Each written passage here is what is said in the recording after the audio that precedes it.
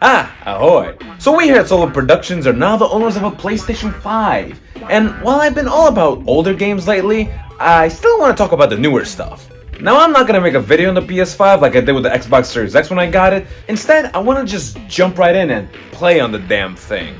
I could go for one of the bigger titles like God of War Ragnarok or the new Spider-Man game, but I'm hoping for something a bit more obscure. Something mysterious that not even the government wants us to know about.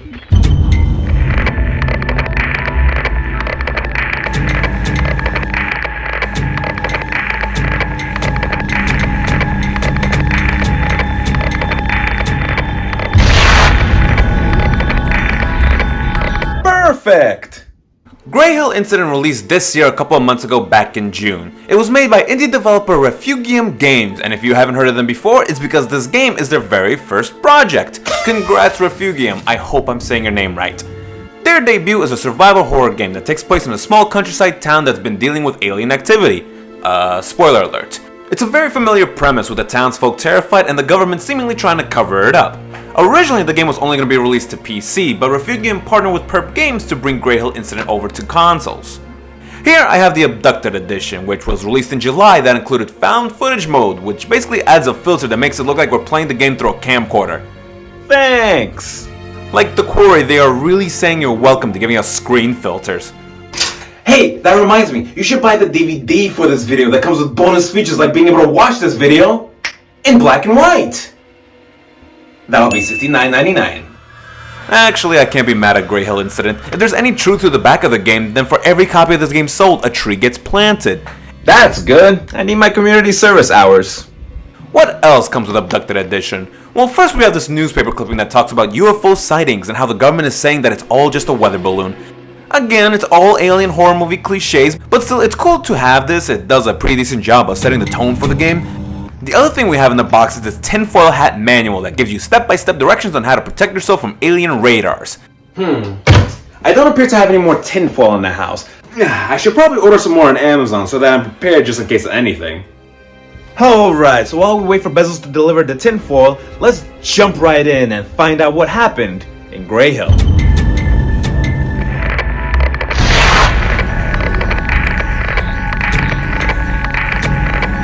What's up with the electricity? It's probably nothing.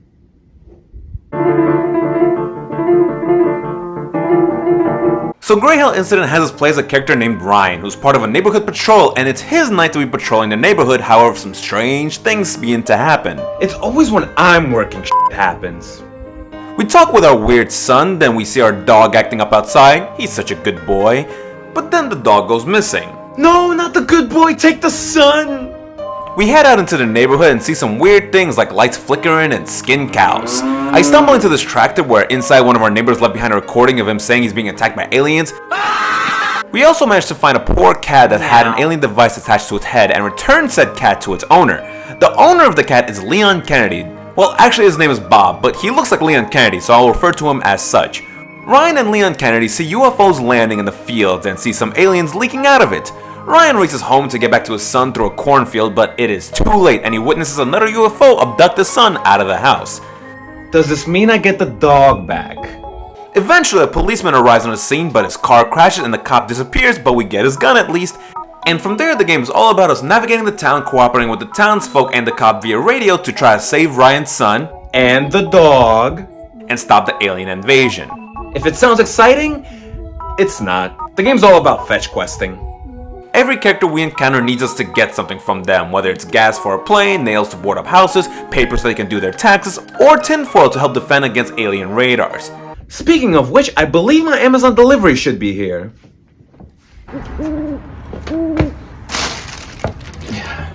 Alright.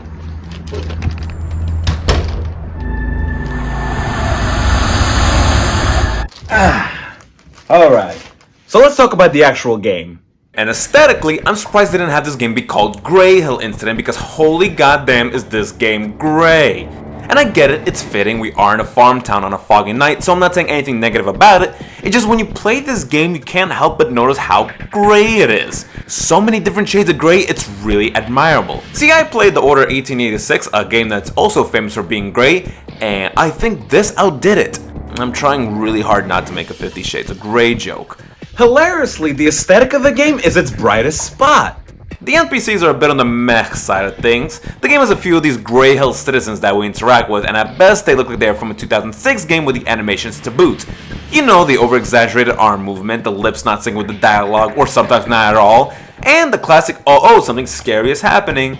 And as easy it would be to just look at it and go, haha, this game is bad. But honestly, a lot of games used to look like this back in the day, so if anything, I'm feeling nostalgic.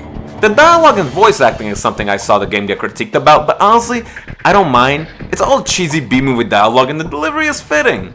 This is Mr. LaFletch's house. Keep your fucking fingers out of my dirty ass! The one thing I will say I had an issue with is the fact that whenever you are speaking to a character, the dialogue sometimes overlaps. Meaning before Ryan even finishes his line, Leon Kennedy will just start speaking his line. Crash back there. I think Amy called him. Ryan, the car's this empty is and an the absolute officer's invasion. gone. But what about the actual aliens? You'll notice we're about 5 minutes into this video and I've shown plenty of gameplay, but no aliens. It's just a bunch of wandering around town. Well, sadly, the game is just like that. But we finally encounter our first alien when Leon Kennedy sends us to a house to get nails, but before we get to it, we see an alien enter the house. So we gotta go in and try to get the nails without farting too loudly. Now you can easily get what you need and get out, but after almost a half hour of playing, I wanted to finally see one, so I found the room that I heard the alien be in and I egged it on until it started to charge me, and the first thought I had was a solid "What?" But the second immediately was, why are they so short? now don't let the small size of these things fool ya. They are very much short kings. I'm so hip for saying that. Now the actual look of the aliens, I'm all for it. The slim look, the big dark eyes, and the pale white skin, it's all great. And the size I didn't mind either because they knew what to do with it. They are effectively creepy. Though I do hate that every time an alien grabs you, we only see the top part of its head and it just looks so wrong. Ooh, hey, you're looking pretty cute. Gurgle, gurgle, gurgle. So when dealing with these extraterrestrials, we only have 3 methods to defend ourselves. One is by our bat. So Ryan apparently is locally famous for his skills with a baseball bat, but based on how it feels to use this bat, you'd think the townsfolk are all missing all but one limb. Because when we swing our bat using R2, it is the slowest, most lackadaisical thing of all time. Plus, there is no rapid swinging. You swing once and this pro baseball handler needs to take 5 before he can dish out another swing. Plus, the hitbox is incredibly anal, because swinging this bat is only effective half the time. Hitting the alien once stuns it for a second, but if we hit it either 2 or 3 times, it'll knock the visitor over, giving us ample time to get away. But getting to that point is rough, because if you hit the alien once, the time it takes for Ryan to be ready to swing the bat again is outdone by how quickly the alien will recover from the first swing and it'll grab you. Plus, if you're dealing with a swarm, you're probed. Our second method of defense is the gun. These invaders can be killed, and all it takes is 2 bullets. Using the gun is fairly easy. Hold L1 to aim, press R1 to shoot. But the thing with the gun is that it has very limited ammo. Once we get it, we start with 3 bullets, but we can find more by searching houses, but it's honestly not a lot of bullets in the game. Going Rambo on these guys won't get you too far, but it's good for emergency use, I guess. I don't know, I go the game without using it. It's more fun that way in a survival horror game. Plus, using the gun doesn't alert surrounding aliens, which takes away the risk factor. The game tries to scare us by telling us that it does, but really, it doesn't. So really, the only negative thing about using the gun is the lack of bullets, which is also a bit silly because this game takes place in the countryside. There would not be a short supply of bullets, I'm telling you.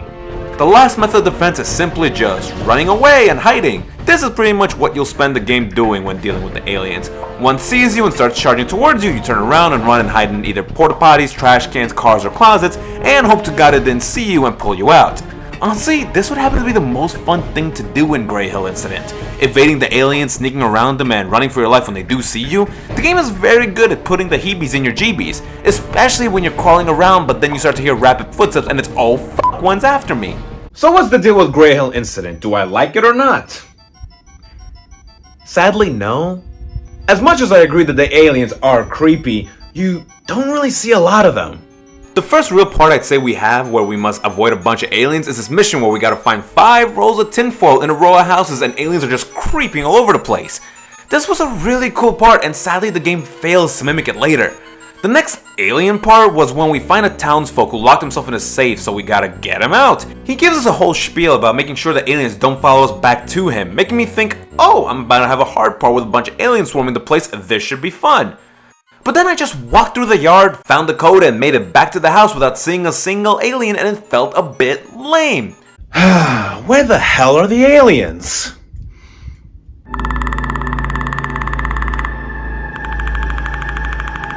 And then we had another point where we had to repair the phone line, and while yes there were aliens, but they were so few and far in between that you could get through the section without a single encounter. I think you're more likely to run into Bigfoot rather than E.T.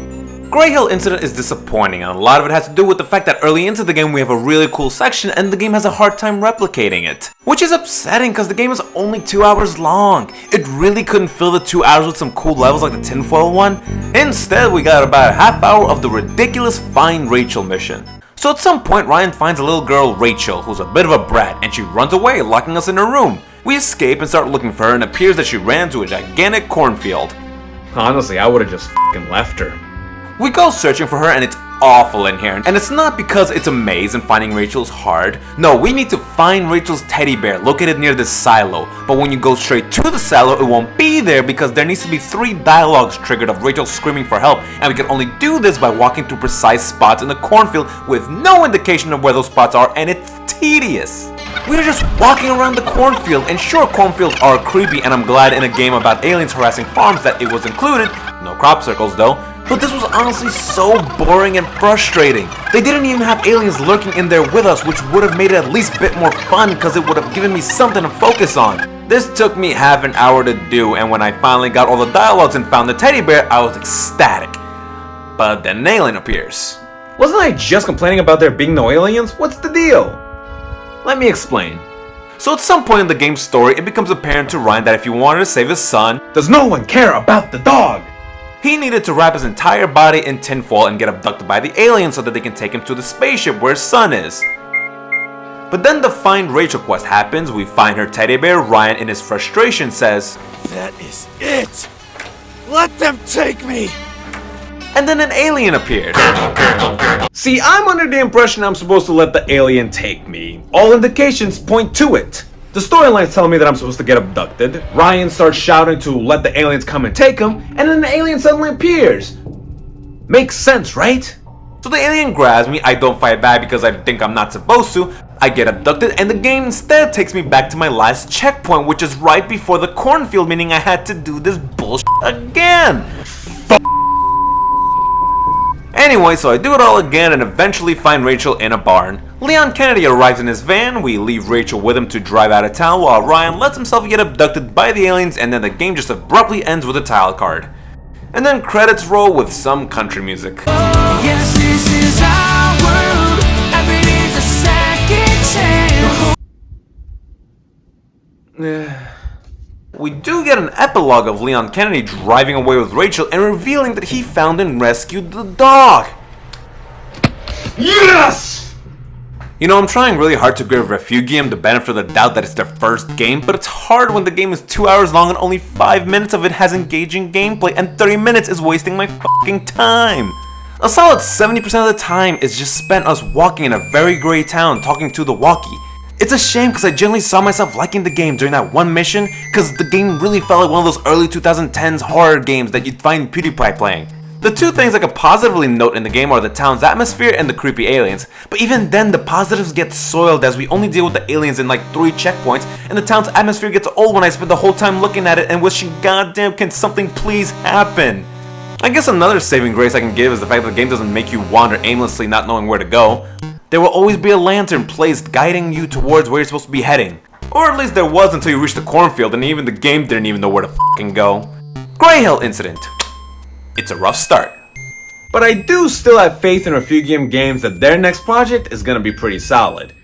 As for Greyhill incident though, it's honestly only good for about 5 minutes of gameplay, and if you're farming platinum trophies, this is an easy one to get. Oh, and also tree. This game's good for planting a tree. Now I don't wanna be mean because this is somebody's first project, we all gotta start somewhere, but considering that this game costs somewhere between $25 and $35, it deserves to get ridiculed. Not gonna lie, that wasn't the best first experience to have on PlayStation 5. But it's fine because I ordered another game and I think it should be here already.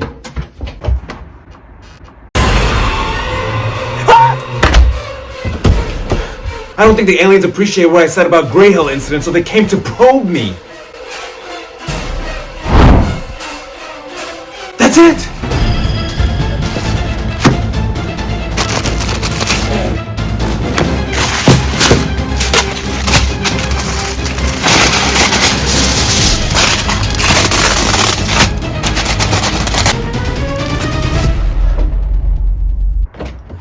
Ha! What you gonna do now?